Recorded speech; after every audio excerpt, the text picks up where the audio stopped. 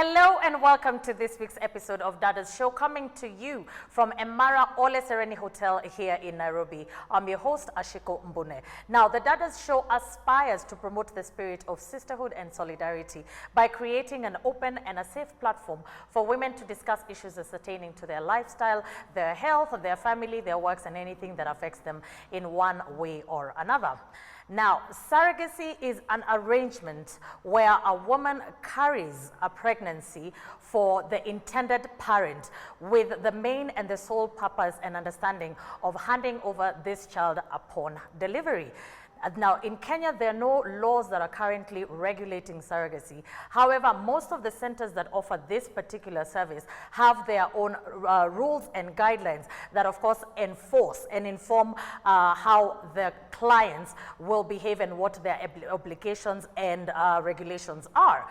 Surrogacy for a very long time has been considered a beacon of hope, especially for couples that are unable to conceive naturally. So what do we really know about surrogacy? So on this episode of Dadas Show, we shall be exploring the nuances of surrogacy in a bid to understand this form of parenthood. So we will interact with people who know, who are subject matter expert on this particular topic, so that we can understand what people mean when they talk about surrogacy and surrogate parenthood. As always, we welcome you at home to join us on this and any other conversation that we may be having across all social media platforms on KBC Channel 1.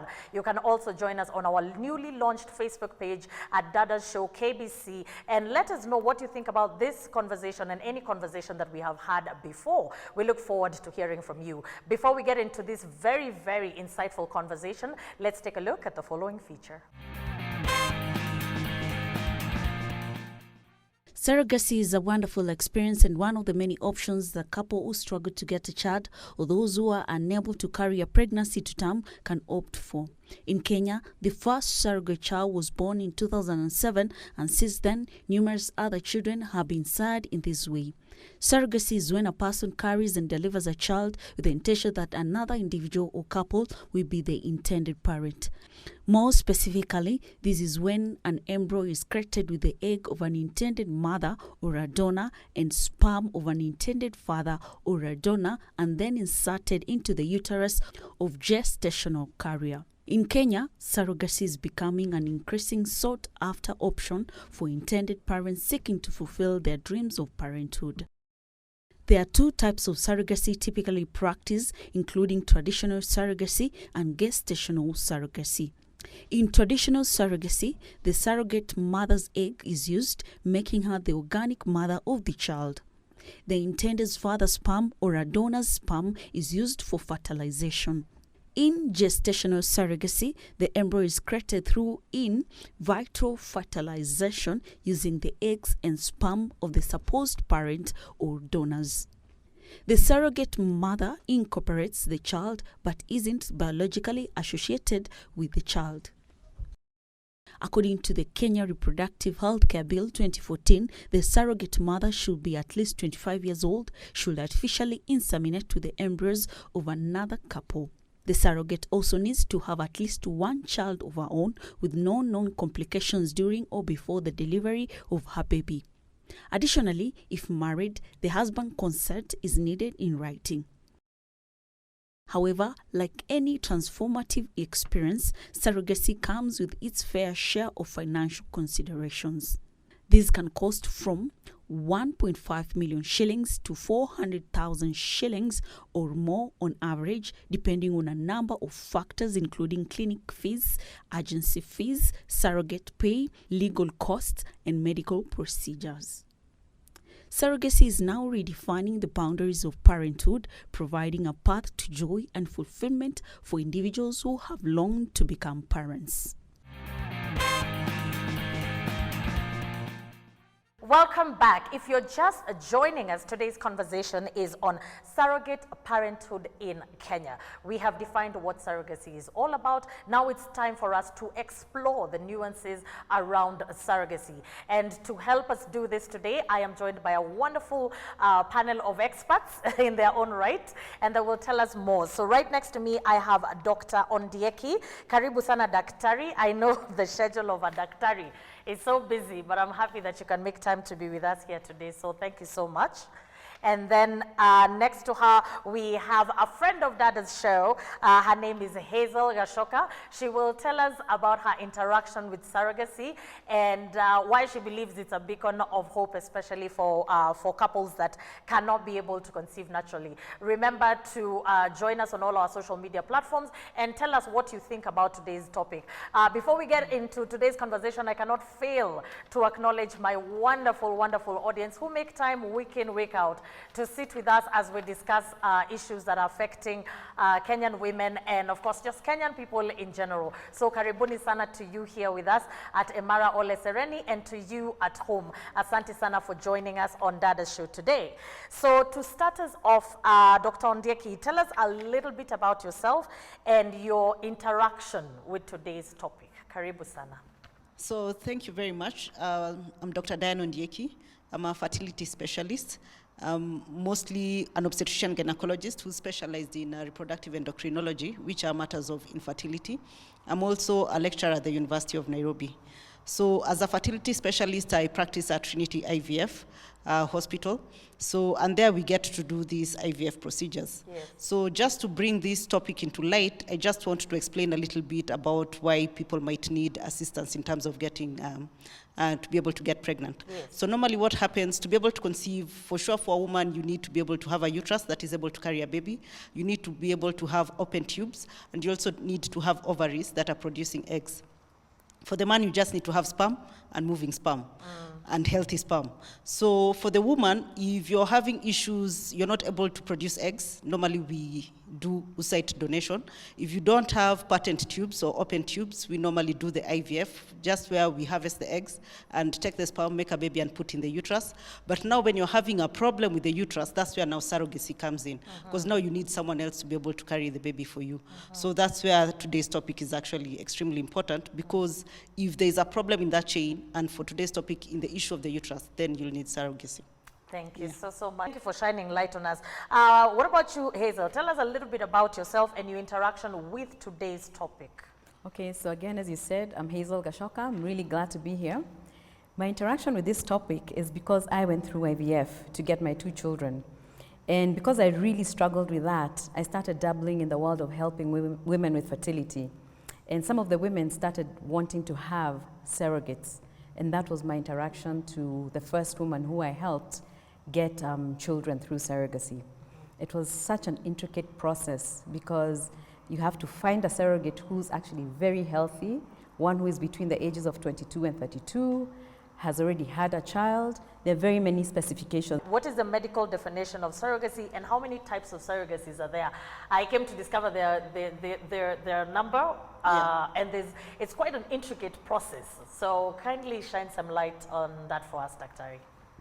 So essentially, surrogacy is where a woman is commissioned by intended parents to carry a child for them.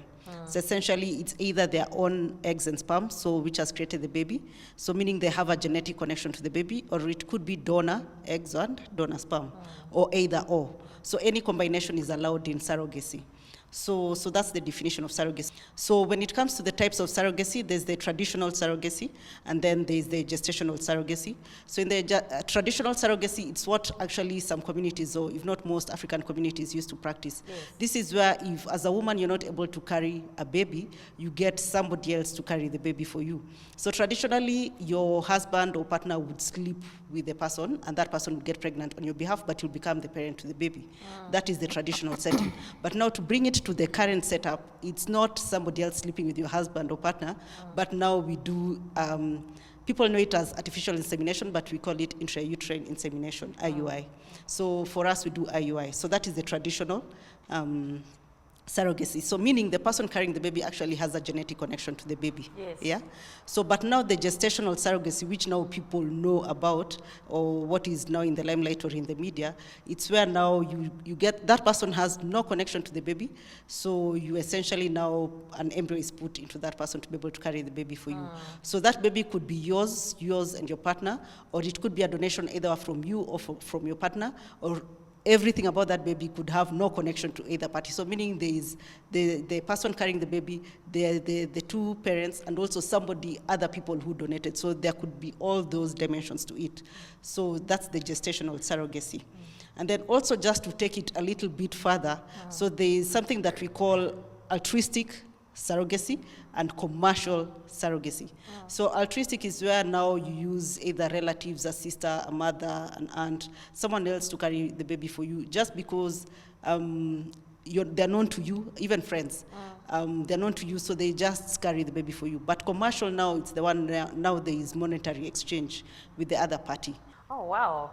When people say surrogacy, you think it's just one thing. It's just someone carrying somebody's baby. I didn't know that there is a place where the surrogate has no connection. You're getting it from somewhere else. I mean, seriously, this is just, it's mind-blowing. How common is surrogacy in Kenya? It's actually a very, very common thing. People don't think that it's happening, but as Daktari explained, there are so many people with many problems, and so they're searching to get a surrogate. The other interesting thing is Kenya has actually become a destination because some countries, it's illegal to do surrogacy. So you find that there are very many couples who are actually coming to Kenya to do it. Another group of people who are also doing surrogacy is career women. Some people don't want to stop their career. They want to go ahead and go to work, so they get a surrogate to have a baby with them. Another part we're seeing is people who are same-sex marriage. They go ahead and they decide they want to have a surrogate and to have a baby. Yeah. So it's pretty common. So it's not something that is new. People are sitting down. When I was doing the research, I had a little bit of a hard time getting people. And so that's why I'm so grateful that you guys could actually avail yourself, because everybody was looking at it like it is somewhat of a taboo. I mean, what are your thoughts on that? Because in the religious world, it's not a very common way for this to come about. Some people, it's just a big taboo to them. Others, there's a very big privacy around it. So they don't want to be known how they had their child, just because of the way people will talk about it. And it's not very accepted like in the Western world, but it's becoming more and more accepted as we move on.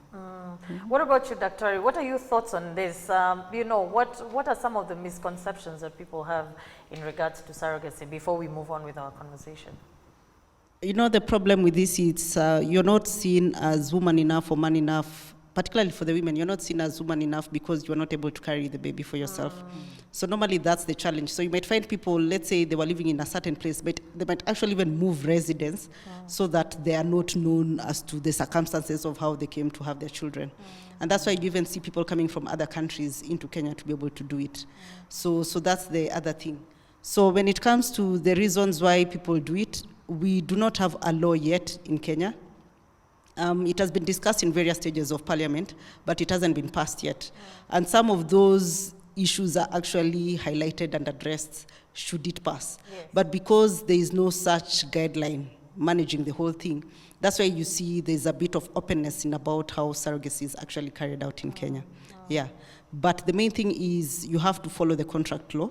So meaning you have to have an agreement between all parties concerned, together with witnesses and also a lawyer, so that at least it's backed by law. Yes. So the only main challenge that we might say with surrogacy is, under the Kenyan law, the baby is not recognized as yours. As much as the baby is genetically yours, it's not recognized as your baby. So the baby belongs to the person who carried the baby. Yes. So the thing is, it means now once the baby is born, a transfer has to happen. So what we know is adoption. So that has to happen after birth. For now, the baby to be transferred to you. Yeah, so there are very many gray areas there, but normally those are addressed in the contract. But so long as everybody knows everything from the beginning, normally that is okay. Yeah, you've mentioned very many, and of course it looks like it's a very, like we mentioned, a very intricate process. What is a typical timeline for the surrogacy journey? I'd like both of you to answer. We can start off with you. So essentially, the surrogate is commissioned even before the journey begins. Yes. Meaning the contract can be terminated before the transfer of the embryo into the surrogate's womb. So at any point before that, the contract can be terminated. But once the transfer happens, now it's binding. The person has to carry the pregnancy to term. So normally, or until whatever happens, because sometimes, there can be issues, there can be complications, a pregnancy gets spoiled, and then you still have to get cleaned up. Yes. So essentially, once the journey begins, it's until birth. Under our laws, when it comes to the hospital, we recognize the person carrying the baby as the person to make decisions on behalf of the baby. So in terms of nuances as to what should happen, those are addressed in the contract. But when it comes to the clinicians who will be managing the patient until delivery, actually decisions, so normally that's a bit now, when we come now into the gray areas of this issue, actually that's why you really have to get an understanding surrogate, because they can easily, because it looks like that can be an area of contention. They're really protected. If somebody is sitting down and I'm carrying the baby and I'm the one who's making all the decisions about this, it doesn't matter whether the baby is not genetically, mine. So I'm deciding, so I'm not going to listen to Hazel, please proceed. Yeah, so that's why the agreement is there to protect all parties concerned. But again, I'll emphasize, should the law, we call it the ART law, should it pass, the Assisted Reproductive Technology Bill, should it pass, all these things are addressed in very clear terms, and all parties are truly protected. But now here, as it is, the rights are on the surrogate, and also the baby is protected to some extent until birth, and then the transfer happens. So now we are looking at what, because if gestation for a human being is 9 months, we're looking at the whole journey can take what, like about a year, 2 years? No, so essentially what happens, I'll even use an example just to explain now the complexity of the whole issue. So there was this couple, the surrogate ended up giving birth preterm. So you've given birth preterm and the baby is still in the hospital. But as far as the surrogate is concerned, they're done. She's done?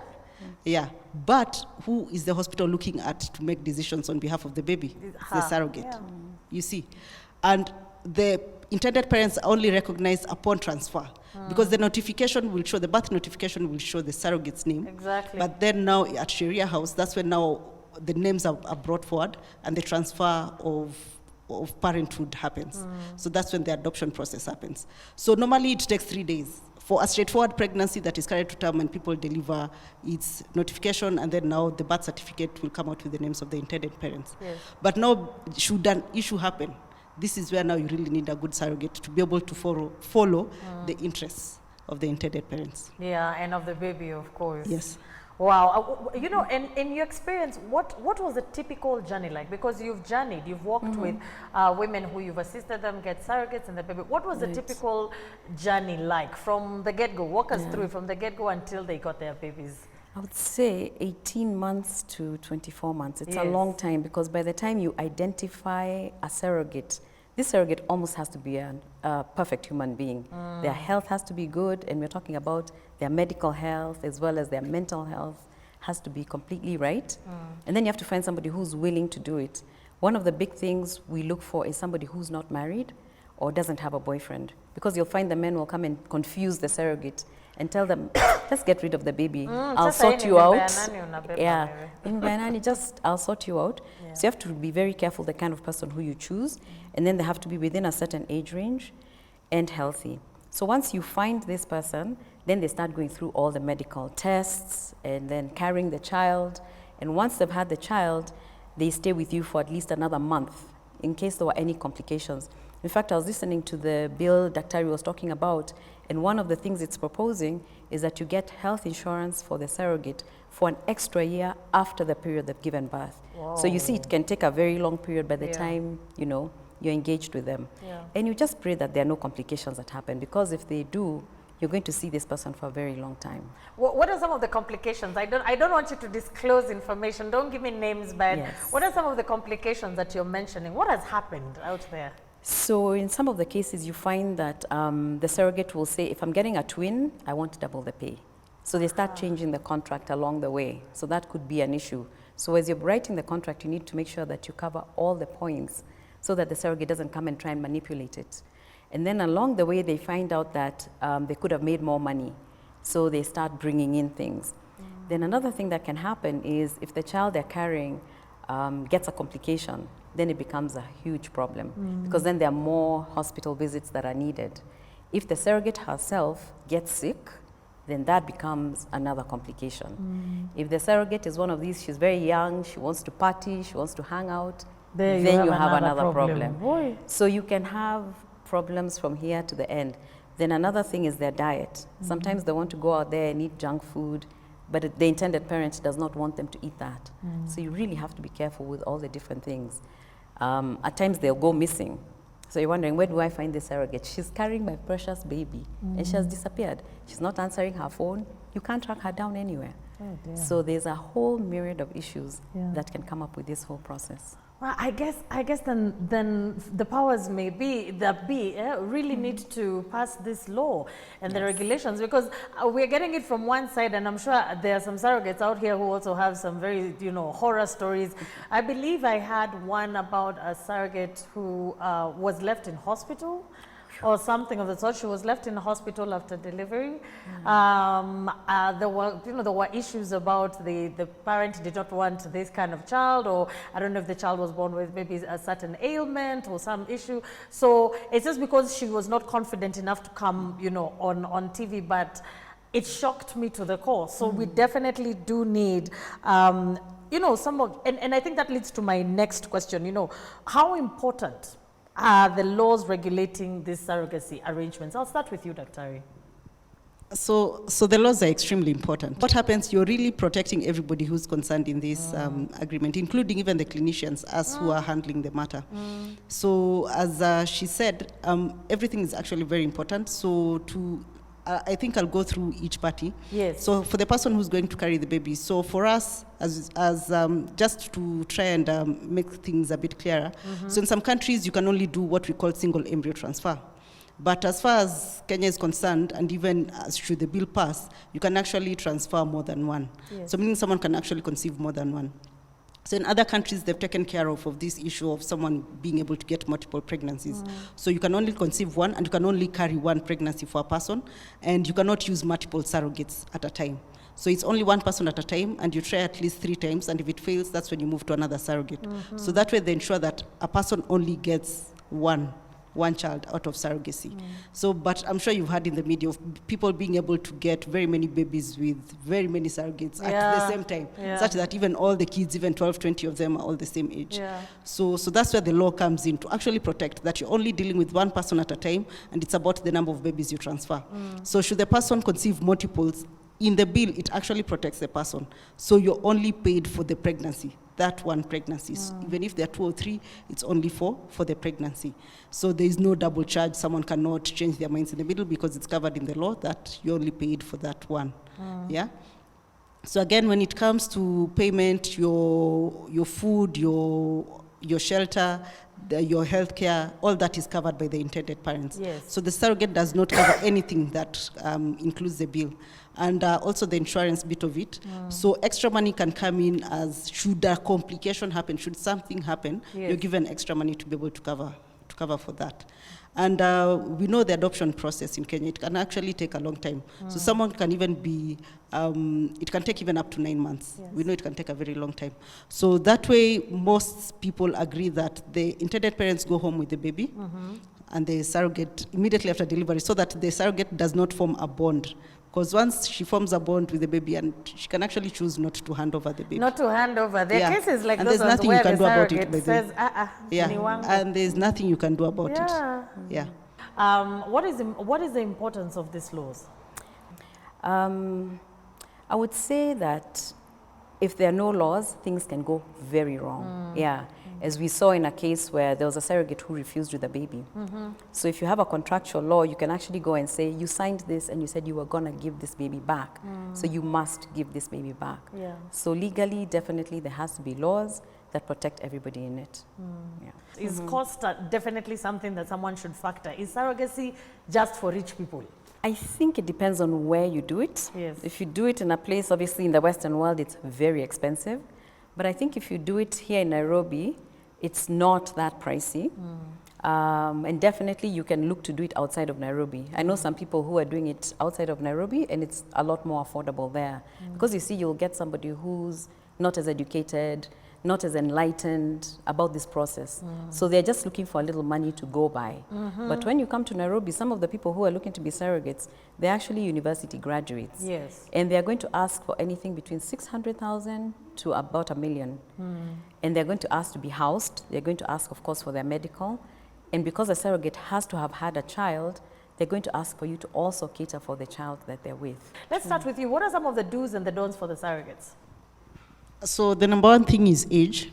So we want them to be above 25 years. So as we know, in Kenya, younger women have children, so that's why you can even have the 22-year-olds being taken up as surrogates. So the main thing is that they should have a child of their own. Yes. Yeah, so meaning that, because that forming a bond with the other baby is actually very strong, and they can easily decline to pass over the baby. So that's why we want to see proof of parenthood with the other person. That also happens in what we call oocyte donation, the donation of eggs. Yes. They need to have their own child before they can donate for somebody else, because it's a medical procedure. Should something go wrong and they're not able to have their own children in future, you see, that's a very They'll big come thing. for that one. Exactly. So you want them to have their own family, to be content, and then now they can be able to assist somebody else. So the catch is it has to be at least one. And then they should be healthy, no medical conditions. They actually go through all the tests that we normally carry also for these other patients, for IVF patients. So they go through the full battery of tests, and they'll have to be on supportive medication because they did not go through the natural way of conception. Yes. So there's medication we give to prepare the bodies to be able to carry the baby. So there's also that bit of medication that is given to be able to assist. So they need to be healthy to be able to receive such treatment, and then also to be able to carry the pregnancy to term. Yeah. Wow, asante sana daktari. Now, Hazel, let me And ask, something else, you cannot avoid, for some reason, most of the patients we get, and they will not tell you during the interview when you're talking to them, but it will come out. You'll just even how they're responding to medication. There must be something in the background, yeah. So most of them, they would love to party. They love taking other substances, which normally affect such treatment. So most will not come out and tell you, because you'll do the interview, but we actually discover it during treatment. Yeah. So we truly need someone who's healthy to be able to be a surrogate for somebody else. Yeah. Wow. What piece of advice would you have for somebody? Let's imagine now today we've completely outlined the ups, the pros and the cons, and we've laid it bare.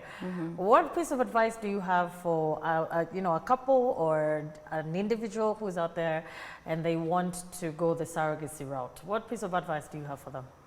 I think I'll tell them, don't deal directly with the surrogate because the emotions are out of whack, and the surrogate can manipulate you a lot. And they're carrying your precious cargo. They can just come and tell you, you know what, I don't want to have a baby now. What are you going to do? So at least find a middleman to help you deal with the surrogate, and then make sure that you've saved up enough money, because it's a big financial commitment. Then you need to be patient, because this is something that's going to take a long, long time. And every day you'll be hearing stories, this has happened, that has happened. So even the middleman will be able to shield you and tell you all the stories. When we're saying, sorry to interrupt you, when we're saying the middleman, who are we talking about in this particular We're talking instance? about getting an agent or like a fertility clinic or somebody like myself who will be the go-between between the parents and the surrogate. And the surrogate, because once you're dealing directly with them, it just goes downhill very quickly. They're able to just call you and tell you, I'm hungry, I haven't eaten, send me money now, send me more money, I'm stuck. Just different stories. I'm in pain. So if the surrogate is carrying your baby, you'll be very emotional about it. You're about to do anything for them because you want to make sure that everything goes well. But if you have a go-between, like an agent, the agent will be able to cushion all these things. They won't tell the parent everything that they don't have to, and then they'll also deal very well with the surrogate. And then just be patient and prayerful, because this is one of those processes where you don't know if you're going to eventually have a child. And so many things can happen along the way. The baby might pass away, the surrogate might even pass away, which are things that need to be covered in that law we were talking about. Should she die? Should the baby die? What happens? If the surrogate has already delivered this baby and the baby dies, then she has to be paid, unfortunately, because she did her job and she handed the baby over to you. So it's a very intricate, scary process. Wow, thank you so much, Hazel. Now, finally, before we go on break, Daktari, we've talked about agents and fertility centers. Where can people find this kind of information? Where can they find the centers? Where are you based? Such like matters. So the information can be found at all fertility centers. It's something that they provide, because as we said, there are two types of surrogacy, the altruistic and the commercial surrogacy. So you can either come with a person who's willing to be able to carry the baby for you, or now the fertility clinics and the agents can actually be able to provide. So that is the commercial bit of it. And we do not advertise it as a commercial venture, so patients should not come expecting to be paid. It Yes. shouldn't be a money-making thing. It's because of these other things that cushion the whole process, and that's how somebody ends up making money. Yeah. So and what we've seen, it's mostly people from the poor resource settings who actually come to be able to make a little bit out of it. It does not have a negative connotation to it, really. We do not perceive it as such. So it's something that we actually welcome because you're actually assisting somebody else. So that negative perception really is not there to the people who would like to come and assist as surrogates. Yeah. Wow, thank you so much, ladies. Wow. Everybody is feeling like now we know so much more than when we started today's conversation.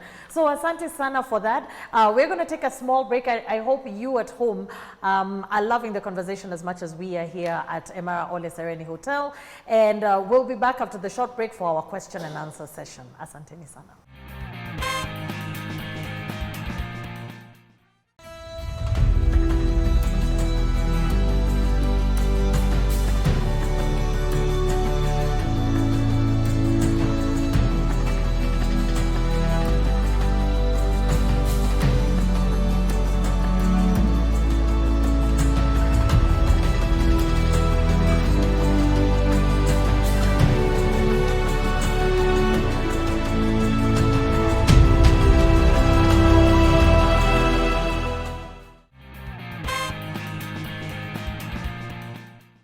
Welcome back to Dadas Show. If you're just joining us, you have missed quite an insightful first part. This is the second part of the show, which is our question and answer session. This is an opportunity for our interactive audience to share with us their thoughts, their comments, questions to our panelists in regards to today's conversation. As always, we welcome even you at home to join in today's conversation by reaching us on all our social media platforms, across all social media platforms at KBC Channel 1. You can also reach us on Facebook at Dadas Show KBC. We look forward to your questions, your insight, your feedback, your comments about this and any other conversation that we may have on any given Sunday. So to start us off on this conversation, we have a question or a comment from Vanessa. Vanessa, karibu sana. The floor is yours. Thank you. My question goes to Hazel, and it's about the budget that one needs to have to proceed with this process since the beginning to the end. Okay. Yeah, thank you. When you're talking about the budget, you need to consider there are so many different things to be paid for.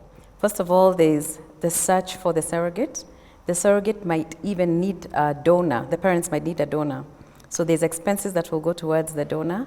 There's expenses that will go towards a nanny or a house help to take care of the surrogate, her food, her medical needs. She has to go for regular checkups. Then you also have to have like an Uber that takes her back and forth. You also need to take care of the expenses of her rent. Most times she'll also need internet. And because you'll keep her for about 10 months, you also have to make sure that she has something that she's doing while she's there. If she's not working, you know, she needs to do like a course, maybe a cooking course, maybe a sewing course. So I'd say a minimum of at least 2 million shillings. And if there are any complications, that can even go up to about double of that. Yeah. Yeah. Wow. So we are looking at Vanessa. So eka 2 million kando, wewe uko sawa. But I think we can't attach a price tag. I think this is just to grease the whole process. We can't attach a price tag to parenthood. You really cannot. Yeah. In fact, that does not even include the price of giving birth in a hospital. Yeah. This is just for the maintaining the surrogates. So Vanessa, I hope your question has been answered. At least we have a financial figure on how this goes on. So thank you so much, Hazel, and asante sana, Vanessa, for your question. Our next question is from Caroline. My question is to Daktari. You have mentioned that the minimal age is 22. We have seen mothers naturally giving birth to kids even after 50 years. Does surrogacy have a maximum age limit? There's an upper limit in the age. So the upper limit is 40 years. This is because we know the older a person becomes, the more the body strains in pregnancy. And that's why we normally have this thing where we call first-time mothers who are older, elderly primigravidas. So there are complications such as preeclampsia, which is high blood pressure in pregnancy. There are also issues of diabetes. So an older woman is bound to have a more strenuous pregnancy compared to a younger woman. So that's why we cap it at 40 years. And also, I would like to respond to the other question that was raised on the issue of the costs. If you're able to get the surrogate for yourself, that will take a big chunk. A person who's willingly, as in they're giving out themselves to be able to become a surrogate for you, that will take a big chunk out of the cost. And then we also know there are people who go through IVF treatments in private labs, but then they come and deliver in Kenyatta, or they go to government hospitals. So it does not mean just because you had expensive treatment to be able to get pregnant, that you should also have a very expensive antenatal period as well. So there are people actually who transition to the public sector, and we're able to still assist, and they're able to get their babies well. So the main thing is, when someone is pregnant, even you, your own baby, when you get pregnant, there are issues of loss of income that you experience. Either you get a lot of sick offs, just depending on the challenges that you're getting. So depending on what this person was doing, there's that loss of income that is factored, that also goes into that cost of treatment. Yeah. Oh, wow. Thank you so much. Caroline, I hope your question has been answered. We were also wondering if we can also apply for to be surrogates. We've been given a cap. We've been told past year sasa. Yes, make. But thank you so much, Dr. Ari, for that information. Our next question of the day is from Bwana Philip. Bwana Philip akona swali. Okay, thank you. My question goes to Dr. Ari. What options do you have for maybe couples whose infertility has been caused by illness, yes, or certain diseases? Okay. We know various illnesses can cause various degrees of infertility, either in the man or in the woman. So for the man, if it affects your sperm count, so where you have very low sperm count or no sperm, or sometimes you might have sperm but they're abnormal just because of the condition and they're not responding to treatment, because we normally give a cutoff of 25%. So a higher, we call it abnormal sperm teratogenicity, we do not use such sperm in IVF. So for the man, we'll request you to accept sperm donation, and for the woman, it's oocyte donation. So when it comes to the conditions that can affect a woman not to be able to carry a pregnancy, sometimes you go through surgery for various conditions. We know if your fibroids are removed, sometimes the uterus is also removed. If you had a cancer, we end up removing your uterus and also all the organs sometimes in the abdomen, but we can harvest your eggs prior. But for you to be able to use, you'll need a surrogate, even after you're done with treatment. So there's that issue. And then sometimes you can have medical conditions that make you too sick to be able to carry a pregnancy. Yeah, we've seen people who are too unwell to be able to carry. You might be stable without the pregnancy, but because we know, because of the physiological changes when you become pregnant, or the changes that happen to the body, you've seen how women really change in pregnancy. You just see it as someone becoming fat, but to us, we know the things that are happening in the various organs. So because of that, we know you wouldn't be able to carry. You can also use the surrogate. In some conditions, actually, the body attacks itself, so it might also attack the baby. So in such conditions, again, you use the surrogate. So there are those things where, yes, you're able to produce your eggs, or even you're able to produce your sperm, but just to be on the safe side, so that we have a healthy baby. You might even have tried severally going through IVF treatments, but you're not succeeding. So the next thing we recommend is kindly consider a surrogate. So that's where now we have these people coming in to be able to assist. Asante sana. Philip, I hope your question has been answered. Eh? Yes. Sawa. Thank you so much. Our next question is from Madam Beth. Beth, karibu sana. Thank you so much. My question is to Dr. Ari. I would like to have, I have a problem in my ovaries, the sperms. Can we have an implant in me and deliver my own from a donation? Then from the surrogate, can I ask that surrogate to be expressing the milk and bringing it to me for the kid to be taking it instead of using formula. The cow milk? Formula cow milk and formula. That's a very, what's your take on that? We're all looking at ways of perhaps getting rid of the ties between the surrogate and the child. Would you advise the surrogate, would you advise the intended parent to ask for milk from the surrogate? Because now, I mean, obviously she can produce at that time. So it's not advisable, because that continues the connection with the surrogate. So meaning you're having like daily interaction or very frequent interaction with the surrogate after the birth has already happened. So, and that tends to complicate matters. As we said, it's already a highly emotional situation that people go through. So it's not recommended just by virtue of that and issues of the circumstances surrounding the surrogacy issue to continue linkages with the surrogate. And that's what requiring that person to give you breast milk will bring. As to whether they're able to do that, they can, but it's not advised. It's completely not advised. Yeah. Okay. Yes. Continue. We know, of course, the advantages of using colostrum, which is the first milk from the person who's given birth, or even just those initial months, why it's extremely important to breastfeed a baby. But now it's the sacrifice that you give, because we know still the baby will be healthy despite not getting the breast milk. So Dr. says, you know, it may not be advisable. What about you, Hazel? What do you think? Would it be advisable for you to keep the ties open at least for the first few breastfeeding months of the child? I would say the benefits are very good for the baby. So if there's a way that the surrogate can pump this milk and then it's taken to the babies, that way she does not have to see the baby, and the intended parent does not have to worry about the bond between the baby and the surrogate. I would think it is a recommended thing, because in the previous case we had, the surrogate's breasts were really hurting. Because I figured, because the milk is there. Yeah, she had a lot of milk, and we had to give her tablets to actually stop the milk from coming. Yeah. Yeah. So I think at this particular point, I think the choice will lie to you. Yeah. So I hope we've shined some light in that whole issue. Yeah. So Asante Sana. There was another question she had on whether her own eggs can be used.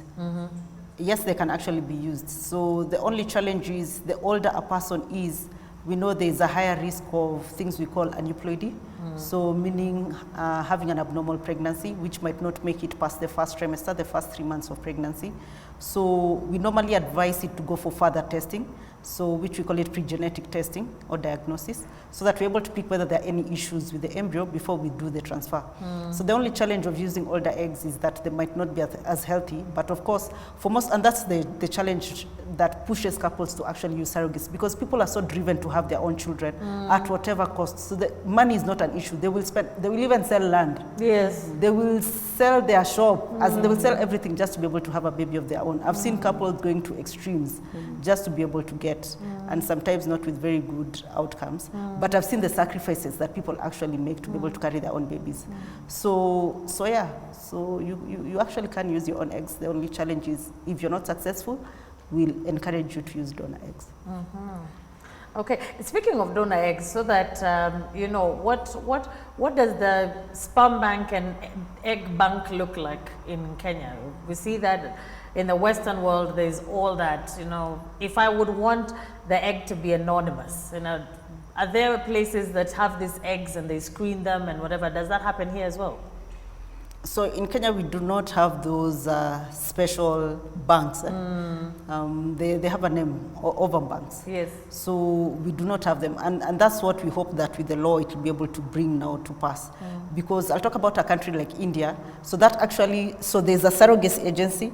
There's also a donor agency. And then there are also banks. So meaning, as a fertility clinic, if you want to store eggs or sperm, you actually pay like 4 times more the charge than the banks.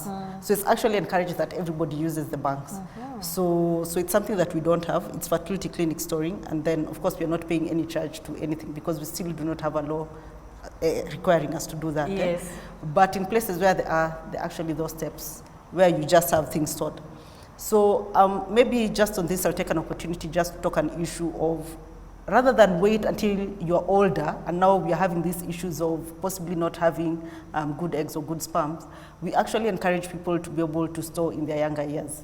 So if you see your plans are not going as you had intended, we actually recommend people to store.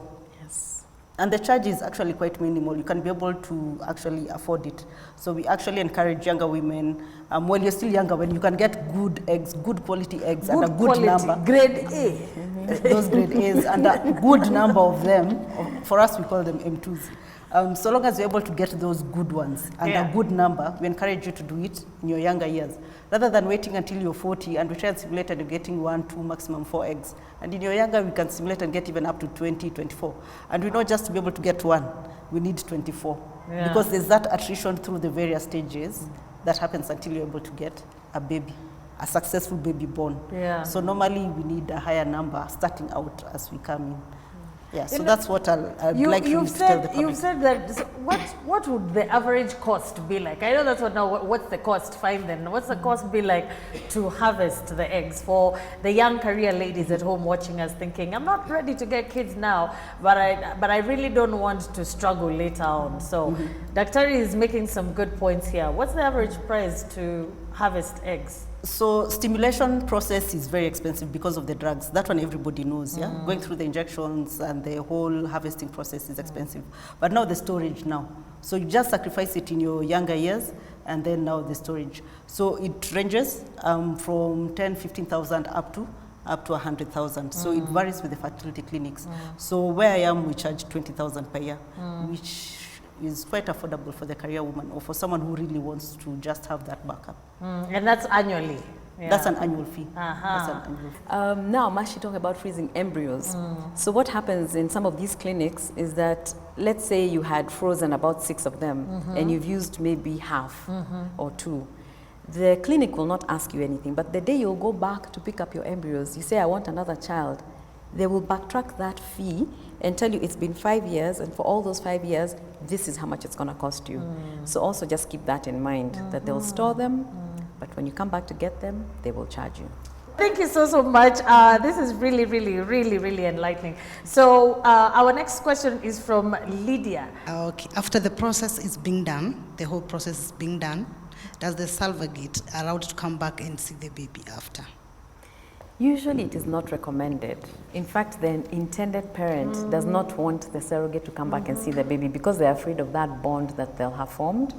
But in some unusual cases, they have a very good relationship and they'll actually be allowed to come back and see the baby. And sometimes the couple will want another child using the same surrogate. So they become like one family and one unit, and they say, you're a surrogate, you've helped us. And also in cases like the ones that Terry was talking about, where it's like a kinship kind of surrogacy or a traditional one, you actually already know who is carrying the baby for you. They could be a relative.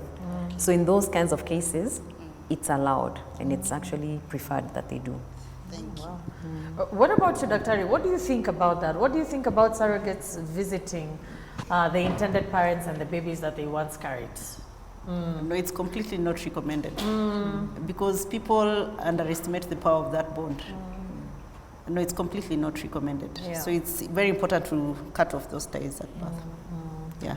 I'm leaning more to that because I mean I think as parents, you know, as a mother, you already know the kind of bond that you had with your baby, and for 9 months and you know just handing it over, which means makes surrogates very selfless people. I mean, I think we are looking at them and thinking, we are nataka do, we are nataka 600K, or nataka 1 million, but I believe it's also very selfless. I think about my own pregnancy journey, and I'm thinking about the morning sickness, and I'm thinking about all, but I think at the end of the day there was the excitement to see my baby, you know, to have my child. So I believe somebody who would be willing to go through the morning sickness and the cravings and the water, albeit in a very cushioned environment, but I think that's pretty selfless. So I think we still need to hand it, you know, to ladies who offer their services as surrogates. So Lydia, I hope your question has been answered. So yeah, I think at this point the choice is yours, and then you can, you know, you have the information, so you can make an advised choice. And finally, we have a question comment from Buana Silas. Okay, I have 2 questions. One, I have a friend who went through CS unsuccessfully, and unfortunately, one fallopian tube had to be removed. So is there a way of this lady friend getting pregnant, or she must look for a surrogate? And my next question is, apart from natural birth and surrogacy, is there any other option for infertile couples getting children? Thank you for that question, Silas. So when one tube is removed, there's still the other tube, because as human beings, for women, we have 2 tubes. So there's the uterus, 2 tubes, and 2 ovaries. So even if there's an issue on one side, we normally say you should be able to conceive with the other side. And cesarean section, we just cut the front part of your uterus. So if it heals well, you should be able also still to be able to carry the pregnancy. So that person whom you know should still be able to get pregnant and be able to carry without any extra treatment. But should they see after 1 year of trying to get pregnant, they're not able to, then they should come to us. We do not have to go through the process of IVF. It's just to find out where the problem is. And that's what we advise couples, because people take too long to come to hospital. If you see there's a problem after 1 year, just come to us. If you know there's something that happened in the background, like in your case, they can come sooner, we investigate and just make sure everything is okay before we let them conceive. So we do not have to go through this very expensive treatment to be able to assist someone to get pregnant. Then the other question was on? It was? About the options apart from surrogacy and natural. So on the options, and that actually is a very important question, because not everybody can be able to afford surrogacy. As you heard, the cost is very high. So IVF itself is extremely expensive, but then you add the cost of surrogacy. So that can even bring it up to even 3 million. So, and it's something that is not popular. Surprisingly, we offer it to people. Immediately we see there's a concern and we have to go through these extra treatments. But actually the number one option there is adoption. Adoption. It's not popular in Kenya. That one I'll say it outright, because I've interacted with very many patients with this condition. It's not popular, but it's actually something that we always front, because you'll still enjoy you'll still have the joys of parenthood even with adoption. Because as you've seen, even with going through IVF and surrogacy, sometimes you're not even carrying your own genetic child, but sometimes people just want to go through that process. So it's, sometimes you just say, we offer it at the beginning. So adoption is a process. So there is natural conception, there is minimal stimulation with a few drugs to be able to get pregnant. There's full out IVF treatment, and then there's the adoption process. So we have come to the end of this episode. I want to give my panelists an opportunity to give us a parting shot in regards to today's conversation. I want to start off with you, Daktari. So one thing I would like to say is, religion really, or our culture, has brought a lot of issues in how people accept or perceive this IVF and surrogacy. So we want to say, even as you come to us for treatment, we normally respect the various cultures and the various religions, and we'll do, as we go through the treatment, we'll make sure we stay within the bounds of whatever your beliefs are. So we respect people's values and people's beliefs. So that is something that is very keen about how we carry out the treatments in our society. So I'd like to encourage a lot of couples, if you're seeing you're having an issue, for us we consider it as God-given knowledge, a God-given gift to be able to assist people to enjoy the gift of parenthood. So yeah, so why not make use of it? Yeah. Yes. Thank you so much, Daktari Hazel. So my closing shot would be about the surrogate. It's very important for her to get counseling, because it's a very gruesome process for her. Imagine she's been carrying this baby for 9-10 months, and then she has to give this baby away. So definitely consider therapy for the surrogate. And the second point is, regardless of how you get your baby, it is your baby. It doesn't matter to anybody in the world how this baby came. So just be proud of it. Forget about what the masses say out there. Go out there and have your baby. I think that's a wonderful place for us to end our show, and I hope you have learned a thing or two in regards to surrogacy in Kenya. We definitely hope that the laws will actually be put in place sooner than later, so that we can protect all the parties involved, the intended parents, the surrogates, even the clinicians who are involved in the process. Let's keep this conversation going.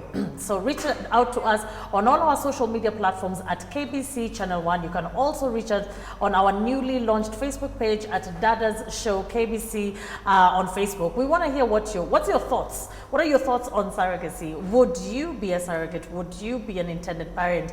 Would you consider all the other methods of assisted reproduction that we've discussed today? So on behalf of our production team at KBC, our location partner Emara Ole Sereni Hotel here on Mombasa Road, Nairobi, myself Ashiko Mbune, I wish you all a lovely week, a successful week, and a fantastic week. I'll catch you all the same time, same place next week on Dadas Show. Thank you for tuning, and bye for now.